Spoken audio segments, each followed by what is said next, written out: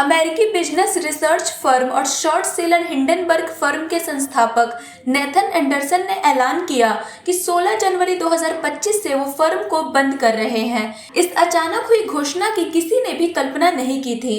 आपको बता दें कि ये वही रिसर्च फर्म है जिसने अदानी समूह पर धोखाधड़ी का आरोप लगाया था, जिसके चलते कुछ समय के लिए अदानी समूह के शेयरों की कीमत धराशायी हो गए थे। इस मामले की वजह से समूह को लगभग 108 अरब डॉलर का झटका लगा था।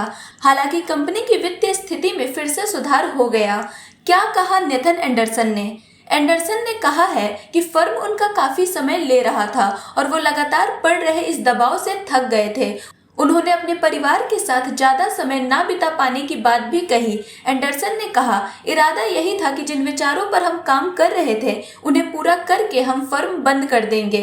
बता दें, अपने काम और कंपनियों में चल रही कथित धोखाधड़ी पर लंबी चौड़ी रिपोर्ट तैयार करने के हुनर से नेथन एंडरसन अमेरिका के शेयर बाजार वॉल स्ट्रीट पर सबसे प्रमुख एक्टिविस्ट शॉर्ट सेलर में से एक बन गए थे।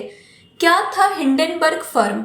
2017 में बने हिंडनबर्ग रिसर्च की वेबसाइट के अनुसार वेबसाइट पर आगे लिखा था कि सबसे प्रभावशाली शोध मुश्किल से मिलने वाली जानकारी को उजागर करने से होता है। जो वो करते हैं, उनका काम था वित्तीय अनियमितताओं को उजागर करना, किसी कंपनी में भ्रष्ट अफसरों और प्रबंधन को टारगेट करना और कंपनियों में गोपनीय तरीके से हो रहे लेन देन को सामने लाना। कामकाज बंद करते हुए एंडरसन ने कहा, हमारे काम की वजह से ही लगभग 100 लोगों पर सिविक या आपराधिक आरोप लगे, जिनमें बड़े अरबपति भी शामिल हैं। हमने कुछ ऐसे साम्राज्यों को हिलाकर रख दिया जिन्हें हमें हिलाने की जरूरत महसूस हुई।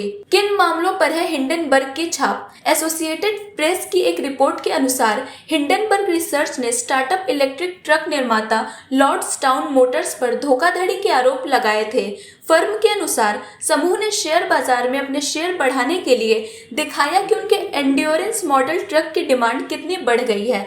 बढ़ी हुई कथित नकली डिमांड को दिखाने के लिए उन्होंने दावा किया कि लोगों ने उनके एंड्योरेंस मॉडल के 1 लाख ट्रक प्री ऑर्डर किए हैं। इसके चलते उनका नाम हुआ। शेयर बाजार में उन्हें ये बिक्री दिखाने का फायदा भी मिला। हिंडनबर्ग की जांच के बाद पता चला कि लॉर्ड्सटाउन मोटर्स जिस कंपनी से ट्रक लेने की बात कर रही थी, वो तो अमेरिका के टेक्सास में एक छोटे से अपार्टमेंट में थी और ट्रकों का व्यापार करती ही नहीं थी। आरोप और फिर जांच के बाद लॉर्ड्सटाउन मोटर्स को ओहायो में अपना एक विशाल ऑटो असेंबली प्लांट ताइवान के आईफोन निर्माता फॉक्सकॉन को बेचना पड़ा। हिंडनबर्ग ने 2020 में मशहूर कंपनी निकोला पर भी जानकारी जुटाई।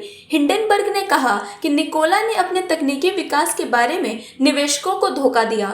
फर्म के अनुसार ये सब निकोला कंपनी ने ईवी मार्केट में उतरकर टेस्ला के साथ मुकाबला करने के लिए किया। 2021 के अंत में रिपोर्ट के बाद निकोला पर US securities and exchange commission के संगीन आरोप लगे, जिनके चलते निकोला को 12.5 करोड़ अमेरिकी डॉलर का भुगतान करना पड़ा।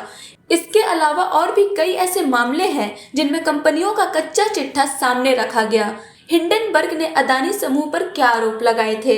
हिंडनबर्ग ने अपनी रिपोर्ट में कहा था कि ब्रिटेन के फाइनेंशियल टाइम्स अखबार और खोजी पत्रकारिता करने वाली संस्था organised crime and corruption reporting project की पुरानी रिपोर्टों में ये पहले ही सामने आ चुका है कि बरमूडा और मॉरिशस में कई ऐसी ऑफशोर कंपनियां हैं जिनका संबंध अदानी समूह से है। इस रिपोर्ट में हिंडनबर्ग ने दावा किया था कि अब यह भी पता चला कि बुच दंपति ने इन्हीं कंपनियों में 2015 में निवेश किया।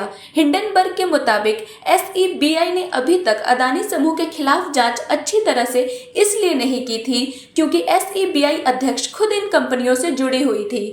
शॉर्ट सेलिंग के जरिए करते थे पर्दाफाश। शेयर बाजार में एक छोटी सी अवधि में लाभ कमाने के लिए शॉर्ट सेलिंग की जाती है। जिस तरह लंबी अवधि के निवेशक भविष्य में कीमतों में वृद्धि की उम्मीद करते हुए स्टॉक खरीदते हैं, जबकि शॉर्ट सेलर कीमतों में गिरावट से मूल्य की स्थिति और लाभ को मापते हैं। हिंडनबर्ग जैसे शॉर्ट सेलर उन कंपनियों के शेयरों पर दाव लगाते थे जिनके बारे में उनकी जांच कहती थी कि वे धोखाधड़ी या दूसरी वित्तीय अनियमितताओं में शामिल रहे हैं। इस प्रक्रिया में किसी से स्टॉक को उधार लेना होता है, जहां मालिकाना हक आपके नहीं बल्कि किसी और के पास होता है। फिर उन शेयर को तुरंत बेचना होता है और फिर सप्लाई ज्यादा होने से जब उसका मूल्य कम हो जाता है तो अंतर को खत्म करने के लिए उसे फिर से खरीद लिया जाता है। हिंडनबर्ग के जांच के तरीके। शॉर्ट सेलिंग को कई लोग गैर कानूनी मानते हैं क्योंकि उनका कहना है कि इससे शेयर बाजार में हेरफेर होती है और कुछ का कुछ दिखाता है। हालांकि कई लोगों का मानना ये भी है कि शॉर्ट सेलिंग के जरिए बाजार में चल रही भ्रांतियां और झूठ भी सामने आ जाते हैं। फर्म ने 2022 में एक फर्जी स्कीम का पता निजी जेट में निगरानी के उपकरण लगाकर लगाया था। उसमें जेट में बैठे कारोबारी की हिंडनबर्ग के कर्मचारी के साथ लंबी बातचीत शामिल थी। फर्म के बंद होने की घोषणा का असर।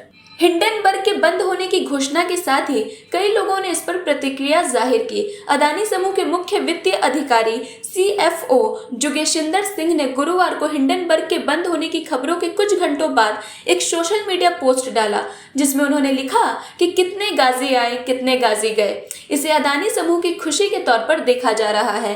कांग्रेस ने भी सोशल मीडिया पर कहा, हिंडनबर्ग के बंद हो जाने से ये कतई नहीं मान लेना चाहिए कि मोदाणी निर्दोष है। फिलहाल फर्म के संस्थापक ने कहा है कि 6 महीने तक वो अपने तरीके उजागर करते रहेंगे कि कैसे उन्होंने इतनी बड़ी कंपनियों और उनके मालिकों के कच्चे चिट्ठे खोले। साथ ही उन्होंने बाली में एक डीजे परफॉर्मेंस का लिंक डालते हुए कहा कि कठिन समय में इसका मुझ पर बड़ा प्रभाव पड़ा था।